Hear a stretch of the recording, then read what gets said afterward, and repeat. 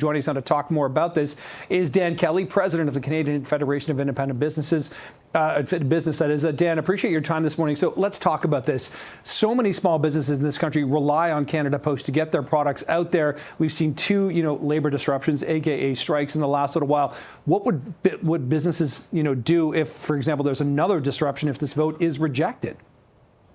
Yeah, that's our big worry. Of course, if there is a rejection of the votes today, the votes happening over the course of this week, more and more small businesses will leave Canada Post for good. In fact, as a result of the strikes you just mentioned, 13% of small businesses have permanently left Canada Post, and they've seen this in their numbers. I think Canada Post represented about 60% of parcel shipping back in 2019, and it's down to about a quarter of the shipping contracts that go through Canada Post today. So it's already bleeding money, $10 million a day in losses. Mm-hmm.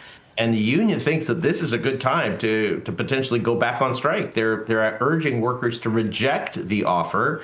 And we're sure hoping that the workers see sense more than the union and get back, sign the deal and get back to work. But Dan, what does that mean for the businesses if they choose not to go with Canada Post? And you can understand why they're not doing it based on the disruptions that they've seen here. But my understanding from speaking to small business people is the cost of Canada Post is so much more affordable to them.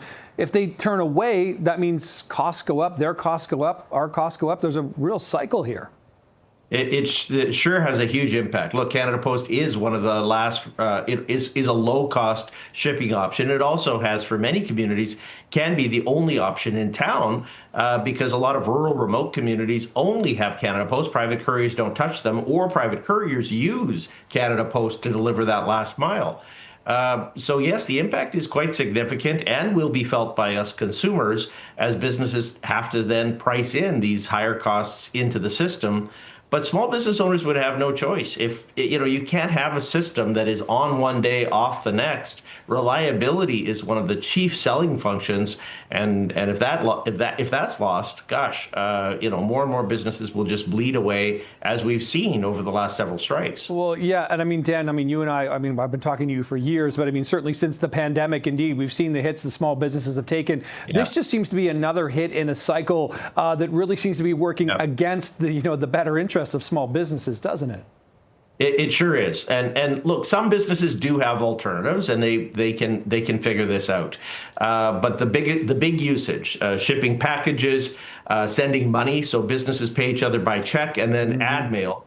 There are alternatives for most of these things for most businesses, but the impact would be significant. These guys are, struggling to keep their doors open at the best of times, let alone for those that really do depend on Canada Post, putting significant pressure on them. That's about a quarter of small businesses that would be especially hard hit if this were to happen.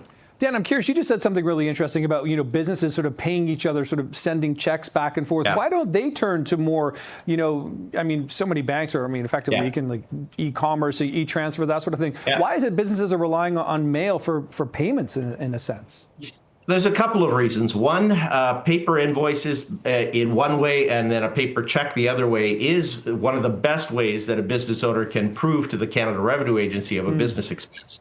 And when you're sending large sums of money, not us as consumers that might be sending, $50 or even $1,000, but if you're paying an invoice for $20,000 or $50,000, it is a much, much lower cost way of sending money. For small businesses, that is how they pay each other, and they pay their suppliers often. And taking that away is an option. Yes, there are some alternatives for that, but they will be more expensive and will require major systems upgrades on the part of a lot of business owners to do it. Absolutely. Okay, well, you, Dan Kelly, and the Canadian Federation of Independent Business, along the rest of us, will be watching and seeing how this vote turns out over the next several days. Appreciate the time as always, Dan. Thank you.